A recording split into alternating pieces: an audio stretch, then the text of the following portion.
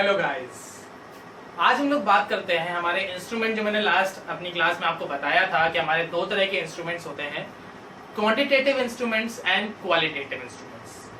Quantitative instrument जो होते थे वो हमारे बेस करते थे क्वांटिटी पे कि कब हमें मनी सप्लाई की क्वांटिटी बढ़ानी है और कब हमें मनी सप्लाई की क्वांटिटी कम करनी है, यानी कब हमें पैसा ज्यादा देना है और कब हमें पैसा कम देना है।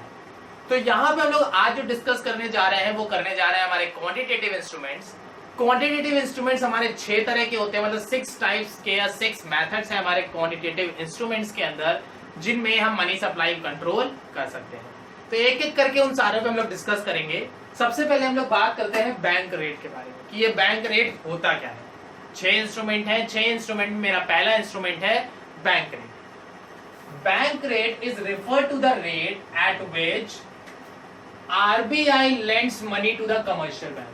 मतलब कि जिस रेट पे RBI कमर्शियल बैंक को पैसा देती है, यानी लोन देती है, जिस रेट पे RBI कमर्शियल बैंक को लोन देती है, वो लोनिंग का रेट ऑफ इंटरेस्ट मेरा कहलाता है बैंक रेट। समझ में आ गई? बैंक रेट हमारा क्या होता है? बैंक रेट हमारा वो रेट है जिस रेट पे RBI कमर्शियल बैंक को लोन देता है, वो रेट मेरा कहलाता है बैंक रेट। इस बैंक रेट में हमें किसी भी तरह की कोई भी सिक्योरिटीज देनी नहीं पड़ती है, ठीक है ना। यहाँ पे हमें विदाउट एनी कोलेटरल सिक्योरिटीज, यानी कि हमारा जो बैंक रेट है उस बैंक रेट में अगर RBI कमर्शियल बैंक को लोन दे रही है तो बदले में वो कोई भी सिक्योरिटी नहीं मांगती, मतलब बदले में आपको कुछ भी गिरवी नहीं रखना है। कमर्शियल बैंक को लोन के बदले में अपना कोई भी एसेट वहां पे मॉर्टगेज करने की, गिरवी रखने की जरूरत नहीं है। विदाउट एनी सिक्योरिटीज का सेंट्रल बैंक कमर्शियल बैंक को लोन देती है। अब जहां पे बिना किसी सिक्योरिटी के लोन दिया जाता है तो वो हमेशा शॉर्ट पीरियड ऑफ टाइम के लिए होता है। तो ये जो बैंक रेट है ये मेरा इमीडिएट कैश क्रंच को मेंटेन करता है। तुरंत जो आपको रिक्वायरमेंट है पैसे की, ऑन द स्पॉट तुरंत पैसे चाहिए आपको, तो बैंक रेट आपके लिए काम आता है, क्योंकि यहाँ पे आपको किसी भी तरह का मॉर्टगेज करना नहीं है। सिंपल जाओ, अप्लाई करो और सेंट्रल बैंक आपको पैसे दे देगा। तो पहली चीज क्या है? RBI lends money to the commercial bank। Bank rate हमारा वो रेट है जिसमें RBI कमर्शियल बैंक को पैसा देती है without any securities. Bank rate immediate cash crunch, crunch का मतलब है कमी।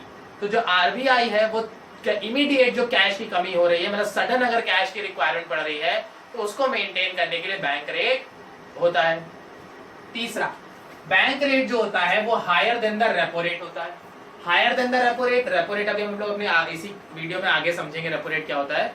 फिलहाल इतना समझिए, क्योंकि बिना किसी सिक्योरिटी के लोन देते हैं, तो जब भी आपको बिना किसी सिक्योरिटी के लोन मिलता है तो उसका रेट ऑफ इंटरेस्ट हमेशा ज्यादा होता है, क्योंकि हम कुछ गिरवी तो ले नहीं रहे, कोई सिक्योरिटी तो है नहीं, पैसा वापस मिलेगा कि नहीं मिलेगा। इसी वजह से, कोई सिक्योरिटी ना होने की वजह से ही हम इसका रेट ऑफ इंटरेस्ट ज्यादा चार्ज करते हैं। तो बैंक रेट का जो रेट ऑफ इंटरेस्ट होता है वो एज यूजुअल रेट से, यानी नॉर्मल रेट से थोड़ा सा ज्यादा होता है। नेक्स्ट, इसको हम लोग रेट ऑफ डिस्काउंट भी कहते हैं। रेट ऑफ डिस्काउंट क्यों कहते हैं? भैया कि आपको पैसा चाहिए, ठीक है, आप आओ, इस रेट पे हम आपको पैसा देंगे, बात खत्म। कोई सिक्योरिटी नहीं, कोई डॉक्यूमेंटेशन नहीं, कोई लीगल फॉर्मेलिटीज नहीं, नथिंग। सिंपल एक रेट ऑफ इंटरेस्ट आपको देना पड़ेगा। वो रेट ऑफ इंटरेस्ट आपके नॉर्मल या as usual rate of interest से हाई होगा। Last, it does not allow facility of the repurchase.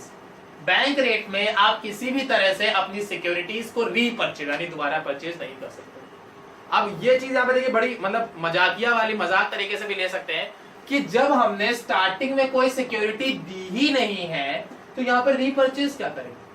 है ही नहीं रीपर्चेज करने को, क्योंकि भाई जब मैंने आपको कुछ गिरवी रखा ही नहीं है, मैं बिना किसी सिक्योरिटी के आपसे लोन लेके जा रहा हूं, तो मैं लोन चुका देता हूं तो मुझे बदले में क्या मिलेगा? कुछ नहीं, क्योंकि कोई सिक्योरिटी तो मैंने आपके पास रखी ही नहीं थी। तो बैंक रेट किसी भी तरह से सिक्योरिटीज रीपर्चेज करने के लिए अलाउ नहीं करता है, क्योंकि उसमें उसके पास कोई सिक्योरिटी होती ही नहीं है। ठीक, तो अगर क्वेश्चन आता है डिफाइन द बैंक रेट, तो आप क्या बोलोगे? Simple, bank rate is the rate at which RBI lends money to the commercial bank without any collateral securities and for the short period of time, and it is higher than the as usual rates, and in the bank rate RBI does not allow to repurchase any securities। तो ये जो आपके 4-5 points हैं, यही बन जाती है आपकी पूरी डेफिनेशन। बात समझ में आ गई? अब ये जो बैंक रेट है ये मनी सप्लाई को कैसे कंट्रोल करता है, तो अब ये समझ लेते हैं। तो जैसे मैंने आपको बताया था कि हमारी दो तरह की मार्केट कंडीशन होती है, इन्फ्लेशन और डिफ्लेशन। हमारी मार्केट कितनी तरह की होती है, दो तरह की होती है, इन्फ्लेशन एंड डिफ्लेशन। तो अगर आपके यहाँ इन्फ्लेशन का पीरियड है, किसका पीरियड है, इन्फ्लेशन का पीरियड है, आपके यहाँ महंगाई ज्यादा है, तो उस केस में क्या होगा, अगर आपके यहाँ महंगाई ज्यादा है तो हम क्या करेंगे, बैंक रेट बढ़ा देंगे। अब बैंक रेट बढ़ाने से क्या होगा, जब बैंक रेट बढ़ जाएगा तो rise in the market rate of interest, तो मार्केट में रेट ऑफ इंटरेस्ट तो ज्यादा हो गया, क्योंकि अगर बैंक रेट बढ़ा देते हैं तो लोनिंग का रेट ऑफ इंटरेस्ट ज्यादा हो गया, क्योंकि आरबीआई कमर्शियल बैंक को दे रहा है, और जब आरबीआई कमर्शियल बैंक को ही महंगा दे रहा है तो कमर्शियल बैंक को महंगा मिलेगा। Rise in the cost of capital, तो आपकी जो कॉस्ट ऑफ कैपिटल है, यानी आप कैपिटल जनरेट करने में जो पैसा लग रहा है, लोनिंग लेने में जो आपका इंटरेस्ट लग रहा है, वो रेट ऑफ इंटरेस्ट बढ़ गया, यानी लोनिंग का रेट ऑफ इंटरेस्ट बढ़ गया। जब लोनिंग का रेट ऑफ इंटरेस्ट बढ़ गया तो fall in the demand of credit, हम लोग डिमांड करेंगे नहीं, क्योंकि जब लोन महंगा है तो हमें नहीं चाहिए। अब जैसे अगर कोई बैंक, एक बैंक है वो आपको 9% पे दे रही है, एक बैंक आपको 13% पे दे रही है, तो क्या आप 13 वाले से लोगे, कभी नहीं लोगे। तो 13% पे अगर जाता तो डिमांड कम हो गई, तो fall in the demand of credit, credit की डिमांड नहीं होगी, fall in the supply of money, और जब मार्केट में लोन की डिमांड ही नहीं होगी तो लोग पैसा खर्चा कहां से करेंगे, और जब लोग पैसा खर्चा ही नहीं करेंगे, मार्केट में खर्चा करने जाएंगे नहीं क्योंकि उनके पास पैसा नहीं है, तो इन्फ्लेशन अपने आप कंट्रोल हो जाएगा। तो अगर मार्केट में इन्फ्लेशन है तो हम लोग बैंक रेट बढ़ा देंगे, बैंक रेट बढ़ा देंगे तो कमर्शियल बैंक को महंगा मिलेगा, कमर्शियल बैंक को महंगा मिलेगा तो वो पब्लिक को लोन महंगा देगी, जब वो पब्लिक को लोन महंगा देगी तो पब्लिक लोन लेगी ही नहीं, जब पब्लिक लोन लेगी नहीं तो वो पैसा खर्चा भी नहीं कर पाएगी, और जब वो पैसे को खर्चा ही नहीं करेगी, मार्केट में खर्चा करने जाएगी ही नहीं, तो अपने आप जिन चीजों के दाम बढ़े हुए थे, डिमांड ना होने की वजह से उनके प्राइसेस कम हो जाएंगे। बात समझ में आ गई। अब अगर मार्केट में, अगर आपके इकोनॉमी में डिफ्लेशन का पीरियड है, डिफ्लेशन है यानी मंदी का दौर चल रहा है, चीजें सस्ती हैं, तो क्या करेंगे, उल्टा जस्ट उसका इन्वर्स हो जाएगा।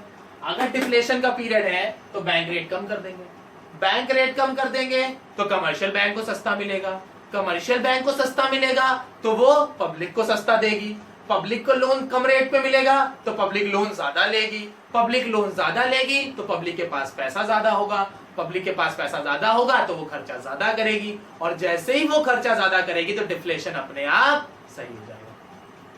डिफ्लेशन होगा तो बैंक रेट कम कर दिया जाएगा, बैंक रेट कम होगा तो कमर्शियल बैंक को लोन सस्ता मिलेगा, जब कमर्शियल बैंक को सस्ता मिलेगा तो वो पब्लिक को भी सस्ता देगी, जब पब्लिक को सस्ता मिलेगा तो पब्लिक लोन ज्यादा ले लेगी, पब्लिक लोन ज्यादा लेगी तो वो एक्सपेंसेस ज्यादा कर पाएगी, अब एक्सपेंसेस ज्यादा करेगी तो अल्टीमेटली आपका जो डिफ्लेशन है वो कम हो जाएगा।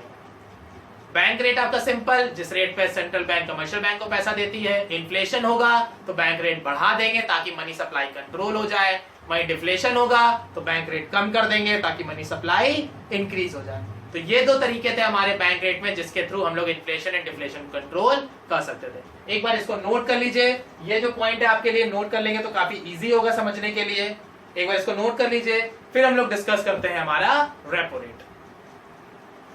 चलिए अब बात करते हैं हमारे सेकेंड इंस्ट्रूमेंट के अंदर जो कि है हमारा रेपो रेट। रेपो रेट क्या होता है, तो बैंक रेट और रेपो रेट जो है वो लगभग आपके सिमिलर है, सिर्फ थोड़ा सा इसमें बेसिक सा डिफरेंस है, वो समझ लेंगे तो आपके लिए कॉन्सेप्ट सेम जैसे बैंक रेट है वही रेपो रेट आपके लिए क्लियर हो जाएगा। तो समझते हैं कि बैंक रेट क्या होता है। Bank rate is the rate at which RBI lends money to the commercial bank on the behalf of securities. हमारा यहाँ पे क्या कह रहा है वो कि हमारा जो रेपो रेट है, रेपो रेट क्या होता है, रेपो रेट हमारा एक रेट है जिस रेट पे सेंट्रल बैंक कमर्शियल बैंक को लोन देता है on the behalf of securities. Bank rate में क्या था, कोई सिक्योरिटी नहीं देनी थी, बिना किसी सिक्योरिटी के लोन मिलता था, लेकिन रेपो रेट में आप जब सिक्योरिटीज दोगे तो आपको लोन मिलेगा, सिक्योरिटी नहीं दोगे तो लोन नहीं मिलेगा। बैंक रेट हमारा इमीडिएट कैश क्रंच मेंटेन करता था, तुरंत मतलब एक दिन के लिए जो कमी पड़ी पैसे की वो मेंटेन करता था। Repo rate short period of time, जैसे शॉर्ट पीरियड होता है एक साल तक के लिए, बैंक रेट जो था वो एक दिन से एक हफ्ते तक का पीरियड होता है बस, लेकिन जो आपका रेपो रेट है उसका टाइम पीरियड एक साल तक के लिए होता है। रेपो रेट में जब आप कोई सिक्योरिटीज दे रहे हो, जब आप कुछ गिरवी रख रहे हो, तो जाहिर सी बात है आप उसको खरीद भी सकते हो। जैसे मैंने अपना घर गिरवी रख के लोन लिया, तो जब मैं पूरा लोन चुका दूंगा तो मुझे वो घर वापस मिल जाएगा, तो मैंने अपना घर दोबारा खरीद लिया ना। तो it is also known as repurchase rate. हम इसको रीपर्चेज रेट नाम से भी जानते हो, क्योंकि हम इसमें सिक्योरिटीज को दोबारा रीपर्चेज कर लेते हैं। और इस रेपो रेट में सेंट्रल बैंक हमें ये अलाउ करता है कि हम अपनी सिक्योरिटीज को दोबारा रीपर्चेज कर सकते हैं। तो अगर क्वेश्चन आता है डिफाइन द रेपो रेट, तो आप क्या बताओगे? Repo rate is the rate at which central bank lends money to the commercial bank on the behalf of securities for the short period of time and central bank allow to repurchase the security and it is also known as repurchase rate। तो ये जो आपके 4 points हैं, यही 4 points आपके बन जाते हैं रेपो रेट। ठीक, अब आते हैं हमारे इसके इन्फ्लेशन और डिफ्लेशन की तरफ। कि इन्फ्लेशन और डिफ्लेशन में क्या पॉइंट होंगे। तो अगर मार्केट में इन्फ्लेशन है, महंगाई का दौर है, तो क्या होगा? हम लोग रेपो रेट बढ़ा देंगे। रेपो रेट बढ़ा देंगे तो लोनिंग महंगी हो जाएगी, लोनिंग महंगी हो जाएगी तो मार्केट में महंगा आएगा, मतलब कमर्शियल बैंक के पास महंगा आएगा, कमर्शियल बैंक के पास महंगा आएगा तो लोगों को महंगा मिलेगा, लोगों को लोन महंगा मिलेगा, रेट ऑफ इंटरेस्ट ज्यादा होगा लोनिंग पे, तो वो क्या करेंगे? कम लेंगे। और जब लोग लोन कम लेंगे या नहीं लेंगे तो उनके पास पैसा नहीं होगा, जब उनके पास पैसा नहीं होगा तो इन्फ्लेशन अपने आप सही हो जाएगा। तो जो बैंक रेट का कॉन्सेप्ट था वही सेम कॉन्सेप्ट आपका रेपो रेट में आ जाएगा। इन्फ्लेशन होगा तो आपका राइज इन रेपो रेट होगा, डिफ्लेशन होगा तो फॉल इन रेपो रेट होगा। फॉल इन रेपो रेट के केस में क्या होगा? जब रेपो रेट कम होगा लोन सस्ता मिलेगा, लोन सस्ता मिलेगा तो कमर्शियल बैंक पब्लिक को लोन सस्ता देगी, जब कमर्शियल बैंक पब्लिक को लोन सस्ता देगी तो पब्लिक लोन ज्यादा ले लेगी, पब्लिक लोन ज्यादा लेगी तो उसके पास पैसा ज्यादा होगा, पैसा ज्यादा होगा तो परचेसिंग पावर ज्यादा होगी, परचेसिंग पावर ज्यादा होगी तो वो एक्सपेंसेस ज्यादा करेंगे, और जैसे ही उन्होंने एक्सपेंसेस किए तो ये जो डिफ्लेशन है वो मेरा कंट्रोल या फिर कर्व्ड हो जाएगा। तो रेपो रेट में भी आपका सेम कॉन्सेप्ट फॉलो होगा। इन्फ्लेशन है तो रेपो रेट को बढ़ा देंगे, डिफ्लेशन होगा तो रेपो रेट को कम कर देंगे। सबको समझ में आ गया होगा? एक बार ये दोनों पॉइंट फिर से नोट कर लीजिए, ये आपको समझने के लिए थोड़ा सा इजी हो जाएंगे। एक बार ये पॉइंट्स आप नोट कर लीजिए। Let's continue with the third quantitative instrument of the money control। पहले हम लोगों ने दो कौन कौन से पढ़ लिए हैं? हम लोगों ने बैंक रेट पढ़ लिया एंड रेपो रेट पढ़ लिया। अब हमारा जो थर्ड टॉपिक है वो है हमारा ओपन मार्केट ऑपरेशन। नाम से जैसे समझ में आ रहा होगा, ओपन मार्केट ऑपरेशन यानी यहाँ पे जो आरबीआई या जो सेंट्रल बैंक है वो जो भी ऑपरेशनल एक्टिविटी करती है, यानी जो भी काम करती है वो ओपनली करती है। ओपनली का मतलब वो सभी के लिए इक्वल होता है, ऐसा कुछ नहीं है कि वो रिच सेक्शन के लिए है या पुअर सेक्शन के लिए है, वो प्राइमरी सेक्टर के लिए है या सेकेंडरी सेक्टर्स के लिए। ओपन मार्केट ऑपरेशन में उनकी कोई भी एक्टिविटी जो होती है वो पर्टिकुलर किसी सेक्टर पे या पर्टिकुलर किसी क्लास पे बेस्ड नहीं होती है। तो अब इसकी डेफिनेशन क्या होती है? It refer to the sale and purchase of securities in the open market by the RBI on the behalf of government. Open market operation में आरबीआई क्या करती है? आरबीआई यानी central bank open market operation में जो मेरा central bank है वो गवर्नमेंट के बिहाफ पे sale and purchase of securities perform करता है। यानी कि जो आरबीआई है या जो सेंट्रल बैंक है वो गवर्नमेंट के बिहाफ पे ये डिसाइड करता है कि कब उसे अपनी जो सिक्योरिटीज है, सिक्योरिटीज का मतलब हो गया जैसे सिंपल लैंग्वेज में कहे तो शेयर एंड बॉन्ड्स टाइप की चीजें, तो उसी तरह ओपन मार्केट में जो सिक्योरिटीज इशू की जाती हैं उनको हम लोग बोलते हैं नेशनल सेविंग सर्टिफिकेट। क्या बोलते हैं? NSC, national saving certificate. ये हमारा एक तरह का सेविंग सर्टिफिकेट होता है जो कि पूरे नेशन के लिए एक ही होता है। इसमें कोई भी पर्सन जो है वो पैसे इन्वेस्ट कर सकता है। अब इसमें क्या होता है, हम लोग इन्वेस्टमेंट नहीं करते, इसमें हम लोग इस सर्टिफिकेट को परचेज करते हैं। जैसे हम लोग को कोई कोर्स करना होता है तो हम लोग कोर्स जब करते हैं तो उसका सर्टिफिकेट लेने के लिए पैसे देते हैं ना, फीस पे करते हैं ना। सेम एज इट इज अगर आपको नेशनल सेविंग सर्टिफिकेट में पैसे लगाने हैं तो या तो आप उसको परचेज करोगे और या तो आपको अगर पैसे चाहिए तो आप उसको सेल करोगे।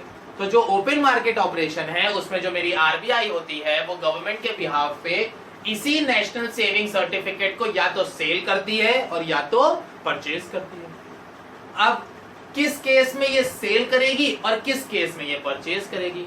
सेल करने से क्या होगा और परचेज करने से क्या होगा? तो अगर हम मान लेते हैं एक सेविंग सर्टिफिकेट है, ठीक है, एक सर्टिफिकेट है, एक सर्टिफिकेट ये मान लेते हैं, ये सर्टिफिकेट है, ये जो मार्कर है मेरा ये सेविंग सर्टिफिकेट है। फॉर एन एग्जाम्पल, ठीक। अब अगर मैं ये मार्कर परचेज करता हूं तो क्या होगा? अगर मैं ये मार्कर जो है, ये मार्कर मैं परचेज करता हूं तो क्या होगा? अगर ये मार्कर आरबीआई से गवर्नमेंट ने क्या किया, गवर्नमेंट के बिहाफ पे आरबीआई ने ये मार्कर मार्केट में निकाला। मार्केट में निकालने का मतलब क्या हो गया? मार्केट में ये बेचने के लिए तो निकाला है। तो अगर अब मैं इस मार्कर को खरीदता हूं, मैं एक आम पब्लिक हूं, अगर मैं इस मार्कर को खरीदता हूं या इस सेविंग सर्टिफिकेट को खरीदता हूं तो क्या होगा? मेरा ज्यादा पैसा यहाँ ब्लॉक हो गया। मैंने क्योंकि इसको खरीद लिया तो मेरा पैसा यहाँ पे ब्लॉक हो गया। जब मेरा पैसा यहाँ पे ब्लॉक हो चुका है तो अब क्या है? मेरे पास पैसा है नहीं है। जब पैसा नहीं है तो क्या मैं मार्केट में खर्चा कर पाऊंगा? नहीं कर पाऊंगा। तो मनी सप्लाई को कंट्रोल करने के लिए आरबीआई इसकी परचेज करवाती है और मनी सप्लाई को बढ़ाने के लिए आरबीआई इन्हीं सिक्योरिटीज को सेल करती है। ये जो सेल एंड परचेज है, परचेज बाय द पब्लिक होता है, सेल बाय द आरबीआई होता है। आरबीआई इसको सेल करती है और पब्लिक इसको परचेज करती है। जब पब्लिक इसको परचेज करेगी तो पब्लिक के पास से पैसा कम हो जाएगा तो मार्केट में मनी सप्लाई कम हो जाएगी। वहीं जब पब्लिक ने इसको परचेज कर लिया था तो अभी मार्कर मेरा हो गया ना, मैंने इसको परचेज किया तो मार्कर मेरा हो गया। और जब फिर इस मार्कर को मैं आरबीआई के पास बेचने जाता हूं तो मुझे इसके बदले में पैसा मिलेगा। तो जब मुझे इसके बदले में पैसा मिलेगा तो उससे क्या होगा? मेरे पास पैसा आ जाएगा, मेरे पास मनी आ जाएगी, परचेजिंग पावर आ जाएगी। और जब परचेजिंग पावर आ जाएगी तो उससे मेरी मनी सप्लाई जो है वो इंक्रीज कर जाएगी। तो यहाँ पे क्या होता है? जो भी मेरी sale and purchase of securities है, सेल आरबीआई तब करती है, मतलब सेल पब्लिक के बिहाफ पे पहले समझ लेते हैं। पब्लिक के बिहाफ पे पब्लिक इसको जो परचेज करती है तो उससे मनी पावर कम हो जाती है, सेल करती है तो मनी सप्लाई बढ़ जाती है। आरबीआई का क्या रोल है यहाँ पे? आरबीआई को जब मार्केट से पैसा निकालना होता है, मतलब आरबीआई क्या सोच रही है कि भाई मार्केट में पैसा बहुत ज्यादा हो गया है, लोगों से पैसा वापस लेना है, तो आरबीआई क्या करेगी? इस सिक्योरिटीज को मार्केट में ओपनली इशू कर देगी, भैया ये सिक्योरिटी आई है, सब लोग परचेज कर लो। और वहीं जब मार्केट में लगेगा कि मार्केट में पैसा नहीं है तो आरबीआई क्या करेगी? इन्हीं सिक्योरिटीज को ऊंचे दामों पे ऑफर करके लोगों से इसको बेचने के लिए करेगी। जैसे मैंने कोई भी एक सिक्योरिटी दी, मैंने एक सिक्योरिटी खरीदी 100 रुपए की, ठीक। 5 साल बाद मतलब 100 रुपए खरीदी तो सभी ने इसमें इन्वेस्ट किया। अब जब 100 लोगों ने इसमें इन्वेस्ट कर मतलब लोगों ने इसमें इन्वेस्ट किया तो लोगों के पास से पैसा कम हो गया। फिर जब मार्केट में पैसा कम हो गया है तो आरबीआई क्या करेगी? इसी 100 रुपए की सिक्योरिटीज को बोलेगी कि भाई जिसको बेचनी है वो 150 रुपए में बेच सकता है। मतलब जिन लोगों ने इस मार्कर को 100 रुपए में लिया था, अगर वो चाहे बेचना तो आप 150 रुपए में बेच सकते हैं। तो आरबीआई को 50 तक फायदा हो रहा है, तो आरबीआई क्या कर रहे हैं? बेचो, पैसा आएगा उसको कहीं खर्चा कर देंगे हम लोग। तो अगर मार्केट में मनी सप्लाई बढ़ानी है तो आरबीआई इन सिक्योरिटीज को सेल करना शुरू कर दे, मतलब लोगों से परचेज कर लेती है। और अगर मार्केट में क्या कहते हैं इन्फ्लेशन का पीरियड है, मनी सप्लाई उसको बढ़ानी है या कम करनी, तो उसके अकॉर्डिंग ये चीजें वर्क ऑन करती है, ठीक। अब अगर मार्केट में इन्फ्लेशन है, मार्केट में क्या है? इन्फ्लेशन है, महंगाई है, तो क्या होगा? अगर मार्केट में इन्फ्लेशन है तो sale of securities by the RBI, तो आरबीआई क्या करेगी? इन सिक्योरिटीज को सेल करेगी। जब आरबीआई सेल कर रही है तो खरीदेगा कौन? पब्लिक। क्योंकि जब आरबीआई बेच रही है, आरबीआई बेच रही चीजों को, जब आरबीआई बेचेगी तो उसको खरीदेगा कौन? पब्लिक खरीदेगी। तो जब पब्लिक उस चीज को खरीदेगी तो क्या होगा? पब्लिक के पास से पैसा कम हो जाएगा, होगा ना। तो वही चीज यहाँ पे है कि अगर इन्फ्लेशन का टाइम पीरियड है तो आरबीआई उन सिक्योरिटीज की सेल बढ़ा देगी। जब आरबीआई सेल ज्यादा करेगी, soak liquidity and lead to fall in the cash reserve of the commercial bank. Soak का मतलब होता है सोख लेना, कम कर देना, एकदम निचोड़ देते, सोक कर देते, निचोड़ देते हैं, सोक कर लेते हैं, है ना। सोक का मतलब क्या हो गया कि जब आरबीआई इन सिक्योरिटीज को सेल करेगी तो कमर्शियल बैंक इनको परचेज करेगी या पब्लिक इनको परचेज करेगी। और जब पब्लिक या कमर्शियल बैंक इनको परचेज करेगी तो क्या होगा? उनके पास से पैसा खत्म, है ना। और जब पैसा खत्म हो जाएगा तो क्रेडिट क्रिएशन कैपेसिटी भी खत्म हो जाएगी, क्योंकि पैसा, अब जब आपके ही पास पैसा नहीं है तो आप कहां से इनकम जनरेट कर पाओगे? कर ही नहीं पाओगे। और जब आप इनकम नहीं जनरेट कर पाओगे तो मनी सप्लाई कम हो जाएगी, और जब मनी सप्लाई कम हो जाएगी तो इन्फ्लेशन अपने आप कंट्रोल हो जाएगा। तो अगर मार्केट में इन्फ्लेशन है तो आरबीआई क्या करेगी? आपके जो सेविंग सर्टिफिकेट है उसको सेल करेगी। जब वो उनको सेल करेगी तो कमर्शियल बैंक उनको परचेज कर लेगी। जब कमर्शियल बैंक उनको परचेज करेगी तो कमर्शियल बैंक की जो लिक्विडिटी थी, यानी कमर्शियल बैंक के पास जो कैश अवेलेबल था, वो कम हो जाएगा। जैसे कमर्शियल बैंक के पास, एग्जांपल लेते हैं, कमर्शियल बैंक के पास 1 लाख रुपए, कमर्शियल बैंक ने क्या किया, 50,000 रुपीज के परचेज कर लिए। तो अब कमर्शियल बैंक के पास कितने रुपए बचे, 50 रुपीज रिमेनिंग बचे। और जब 50 रुपए रिमेनिंग बचे हैं तो कमर्शियल बैंक लोन कितने का दे सकती है, सिर्फ 50 रुपए का। और जब वो 50 रुपए का लोन दे सकती है तो लोनिंग 50 रुपए से कम होगी ना, क्योंकि पहले कितने थे, 1 लाख रुपए थे। अब 50,000 रुपए के परचेज कर लिए, 50,000 रुपए बचा हुआ है। तो जो कमर्शियल बैंक लोनिंग देगी वो कितने में देगी, 50,000 रुपए देगी। जब लोनिंग को 50,000 की करेगी तो 50,000 रुपए से कम हो गया ना मामला। पहले 1 लाख दे सकती थी लोन, लेकिन अब से 50,000 दे सकती है लोन। तो जब वो 50,000 ही लोन दे सकती है तो उस केस में क्या होगा, मनी सप्लाई कम हो जाएगी। और जब मनी सप्लाई कम हो जाएगी तो अपने आप पैसा है ही नहीं लोगों के पास, तो इन्फ्लेशन करेक्ट हो जाएगा। वहीं जब आता है मार्केट में डिफ्लेशन, अगर मार्केट में डिफ्लेशन है मतलब लोगों के पास पैसा है ही नहीं, तो आरबीआई क्या करेगी, आरबीआई इन्हीं सिक्योरिटीज को कमर्शियल बैंक से परचेज कर लेगी। जब कमर्शियल बैंक से वो परचेज करेगी तो क्या होगा, कमर्शियल बैंक के पास पैसा जाएगा।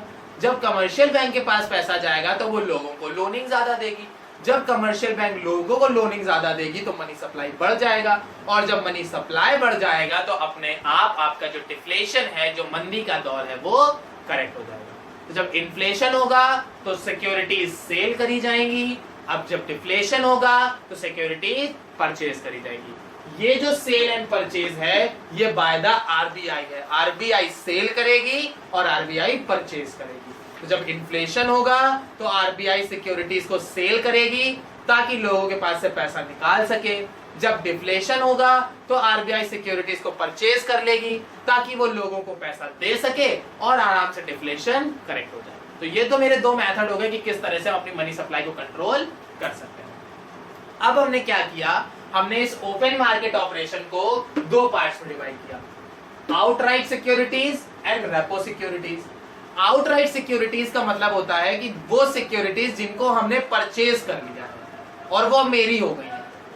ऐसी जो हम लोग अभी बात कर रहे हैं ना नेशनल सेविंग सर्टिफिकेट की, और जो हम लोग ट्रेडिंग की बात कर रहे हैं, आउटराइट सिक्योरिटीज का मतलब होता है जो सभी के लिए अवेलेबल है, जनरली सबके लिए, आउटसाइड मार्केट के लिए अवेलेबल है, वो कहलाती है आउटराइट मार्केट ऑपरेशन। रेपो मेरी होती है, वो सिर्फ एक प्रॉमिस होता है कि हम इसको रीपर्चेज कर लेंगे। अभी आप ले लो, अभी आप ये मार्कर खरीद लो, हम बाद में आपसे इसको ले लेंगे। तो सिर्फ एक प्रॉमिस है, बट लिया उसमें नहीं जाता है। मतलब जो आउटराइट होती है उसमें सेल, परचेज, रीपरचेज, रीसेल, ये सारी चीजें होती रहती है कि पहले हमने खरीदा, पैसे की जरूरत थी, हमने बेच दिया, फिर पैसा आ गया, हमने फिर खरीद लिया। तो बार बार आप ट्रांजेक्शन कर सकते हो। बट रेपो मार्केट ऑपरेशन के केस में क्या होता है, एक बार अगर आपने सेल या परचेज कर लिया तो उसके बाद आप इसको ना रीसेल कर सकते हो और ना ही इसको रीपरचेज कर सकते हो। तो ये कॉन्सेप्ट है हमारा ओपन मार्केट ऑपरेशन का, जहां पे हमने बात करा कि कैसे जो आरबीआई है वो हमारे इन्फ्लेशन और डिफ्लेशन के टाइम पे ओपन मार्केट ऑपरेशन को इशू करके या विड्रॉ करके मनी सप्लाई कंट्रोल करता है। अब हम लोग डिस्कस, पहले एक बार आप लोग इसको पहले नोट कर लीजिए, फिर हम लोग डिस्कस करेंगे repo rate. Now let's continue to the 4th point, यानी हमारा हम डिस्कस करेंगे हमारे जो इंस्ट्रूमेंट हैं, हमारे उनके इंस्ट्रूमेंट के 4th टॉपिक के ऊपर। क्योंकि जैसे मैंने आपको बताया था कि 6 कॉन्सेप्ट है हमारे, 3 हम पहले ही पढ़ चुके हैं, bank rate, repo rate and हमारा ओपन मार्केट ऑपरेशन। अब हमारा आता है रिवर्स रेपो रेट। तो इसको थोड़ा सा बहुत इजी तरीके से समझने की कोशिश करिए। रेपो रेट में क्या होता था, सेंट्रल बैंक कमर्शियल बैंक को लोन देती थी ना। रेपो रेट में हमने पढ़ा था कि सेंट्रल बैंक कमर्शियल बैंक को लोन देती है। अब यहाँ पे क्या है, रिवर्स हो गया, यानी उल्टा हो गया। तो उल्टा होने का मतलब क्या हो गया, अभी तक सेंट्रल बैंक कमर्शियल को पैसा दे रही थी, अब सेंट्रल बैंक कमर्शियल से पैसा लेगी। वो कहेगी भैया ऐसा है, अपने डिपॉजिट का कुछ हिस्सा हमको डिपॉजिट के तौर पे जमा करो कि जब इमरजेंसी होगी तो हम तुमको पैसा प्रोवाइड करा देंगे।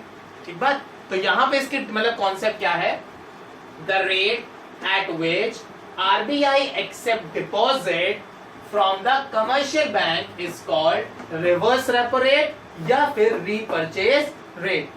रिवर्स रेपो रेट को ही हम लोग रीपरचेज रेट कहते हैं, और ये हमारा वो रेट होता है जिस रेट पे सेंट्रल बैंक कमर्शियल बैंक से डिपॉजिट लेती है।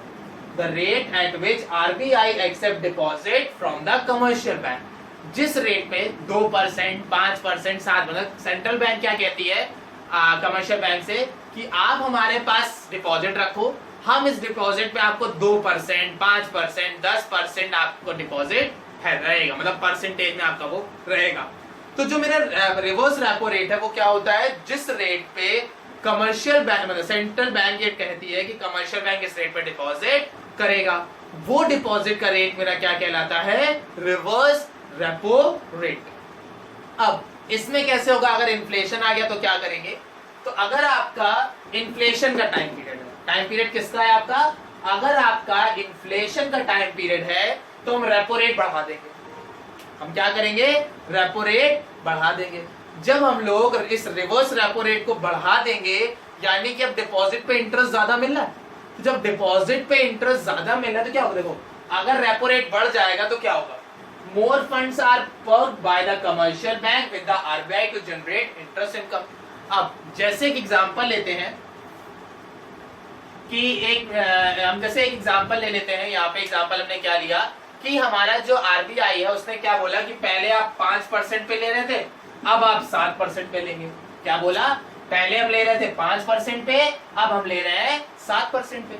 तो अब 2% का बेनिफिट हो रहा है ना, तो कमर्शियल बैंक क्या सोचेगी, वो ये सोचेगी कि भैया ठीक है, जितना ज्यादा पैसा रख सकते हो उतना ज्यादा से ज्यादा पैसा सेंट्रल बैंक के पास जमा कर दो। क्यों, क्योंकि हमें इंटरेस्ट ज्यादा मिल रहा है तो हमें इनकम ज्यादा हो जाएगी। तो यहाँ पे हम क्या करेंगे, जब हमें इंटरेस्ट ज्यादा मिल रहा है तो कमर्शियल बैंक डिपॉजिट ज्यादा करेगी। जब कमर्शियल बैंक डिपॉजिट ज्यादा करेगी तो less fund are used as a CR, तो उसके पास कम से कम पैसा यूज होगा एज सीआरआर। सीआरआर अभी हम नेक्स्ट पॉइंट डिस्कस करेंगे तो आपको क्लियर हो जाएगा कॉन्सेप्ट कि सीआरआर क्या होता है। तो जब कमर्शियल बैंक सेंट्रल बैंक के पास डिपॉजिट ज्यादा रखेगी तो कमर्शियल बैंक के पास खुद ही पैसा कम होगा। जब कमर्शियल बैंक के पास पैसा कम होगा तो वो मनी सप्लाई कम करेगी, और जब वो मनी सप्लाई कम करेगी तो अपने आप मेरा इन्फ्लेशन जो है वो सही हो जाएगा। तो अगर आपके मार्केट में इन्फ्लेशन का टाइम पीरियड है तो इन्फ्लेशन के टाइम पीरियड में क्या होगा, रिवर्स रेपो रेट बढ़ा दिया जाएगा। रेपो रेट बढ़ाने से कमर्शियल बैंक डिपॉजिट ज्यादा करेगी क्योंकि उससे इनकम ज्यादा होगी। जब कमर्शियल बैंक डिपॉजिट ज्यादा करेगी तो उसका जो लोनिंग का अमाउंट होगा वो कम हो जाएगा, और जब लोनिंग कम तो मनी सप्लाई कम, मनी सप्लाई कम तो इन्फ्लेशन अपने आप करेक्ट हो जाएगा। बात समझ में आ गई। अब अगर यहाँ पे डिफ्लेशन का टाइम पीरियड है, किस चीज का है, अगर यहाँ पे डिफ्लेशन का टाइम पीरियड है तो जस्ट उल्टा कर दो, यहाँ पे हम रिवर्स रेपो रेट बढ़ा रहे थे, यहाँ पे कम कर दो। तो जब आप रेपो रेट कम कर दोगे यानी पहले 7% मिल रहा था अब 5% मिल रहा है, तो जब आपको पहले 7 मिल रहा था अब 5% मिल रहा है तो 2% का नुकसान हो रहा है। तो क्या आप डिपॉजिट करना चाहोगे, नहीं चाहोगे। और जब आप डिपॉजिट नहीं करोगे तो क्या होगा, पैसा ज्यादा से ज्यादा कमर्शियल बैंक के पास होगा। जब कमर्शियल बैंक के पास पैसा होगा तो वो लोनिंग ज्यादा करेगी, लोनिंग ज्यादा होगी तो मनी सप्लाई ज्यादा होगी, और जब मनी सप्लाई ज्यादा होगी तो अपने आप डिफ्लेशन मेरा करेक्ट हो जाएगा। तो इन्फ्लेशन के टाइम पीरियड पे आरबीआई क्या करेगी, पैसा निकालने की सोचेगी। तो निकलेगा कैसे, ज्यादा पैसा अपने पास रख लो तो निकल जाएगा। वहीं जब डिफ्लेशन का टाइम पीरियड होगा तो आरबीआई पैसा बांटने की सोचेगी, तो क्या कहेगी, भैया हमको दो चाहे ना दो, लोन बांट दो बस। तो इन्फ्लेशन के टाइम पीरियड पे रिवर्स रेपो रेट बढ़ा दिया जाएगा, डिफ्लेशन के टाइम पीरियड पे रिवर्स रेपो रेट कम कर दिया जाएगा। एक बार ये दोनों कॉन्सेप्ट आप लोग नोट कर लीजिए, फिर हम लोग डिस्कस करते हैं हमारा 5th पॉइंट जो कि है हमारा सीआरआर, एंड 6th पॉइंट हमारा एसएलआर। नोट कर लीजिए इसको। Let's continue with the 5th topic. 5th topic हमारा जो है वो है हमारा सीआरआर यानी कैश रिजर्व रेशियो। जो जैसा अभी हमने लास्ट जो हमारा टॉपिक था उसमें सीआरआर वर्ड यूज हुआ था ना, अब हम लोग वही डिस्कस कर रहे हैं कि सीआरआर होता क्या है। तो नाम से जैसा आपको समझ में आ रहा होगा, cash reserve ratio. Cash reserve ratio का मतलब क्या हो गया, इसमें सेंट्रल बैंक कमर्शियल बैंक को ये गाइडलाइन देती है कि आप अपने टोटल डिपॉजिट का, जो भी आपके पास डिपॉजिट आ रहा है एक दिन में, एक महीने में, एक साल में, वो गाइडलाइंस के ऊपर है, जो भी आपके पास डिपॉजिट आ रहा है उस डिपॉजिट का इतने परसेंट, कोई भी 2%, 5%, 10% हिस्सा आपको रिजर्व के तौर पे आरबीआई के पास देना है। आरबीआई ये गाइडलाइन देती है या वो इंस्ट्रक्ट करती है कि कमर्शियल बैंक को अपने डिपॉजिट का, अपने टोटल डिपॉजिट का कुछ पार्ट, जैसे फॉर एग्जांपल कमर्शियल बैंक के पास डिपॉजिट आया 10 लाख का, कितने का आया, 10 लाख का, आरबीआई ने बोला है कि 2% आपको रिजर्व देना है, तो 10 लाख का 2% निकाल लो। तो 10 लाख का 2% कितना हो जाएगा? 10 लाख का 2% हो गया आपका 20,000 रुपए। तो 20,000 रुपए आपका चला जाएगा एज अ रिजर्व के तौर पे आरबीआई के पास। तो सीआरआर का मतलब हो गया, सीआरआर क्या होता है? It refer to the maximum percentage. Maximum मतलब सबसे ज्यादा, मतलब मैक्स टू मैक्स जितना आप चार्ज कर सकते हैं, जितना ज्यादा आप रिजर्व रख सकते हो। Maximum percentage of a bank total deposit required to keep with the RBI. इसमें क्या होता है कि भाई मैंने बताया जैसे कि आप अपने टोटल डिपॉजिट का जितना हिस्सा आप आरबीआई के पास डिपॉजिट कर रहे हो, वो हिस्सा मेरा कहलाता है कैश रिजर्व रेशियो। अब अगर आपका इन्फ्लेशन का टाइम पीरियड है, महंगाई का दौर चल रहा है, इन्फ्लेशन है, तो क्या करेंगे? ये सीआरआर बढ़ा देंगे। जब सीआरआर बढ़ा देंगे तो जैसे अभी हम 2% दे रहे थे, तो 2% में 20,000 जा रहा था, वही अगर हम इसको 4% कर देंगे तो कितना जाएगा? 40,000 जाएगा। तो जब 20,000 से 40,000 पहुंच गया तो 20,000 रुपए का हमें एक्स्ट्रा रिजर्व देना पड़ रहा ना। ये 20,000 रुपए का नुकसान हुआ।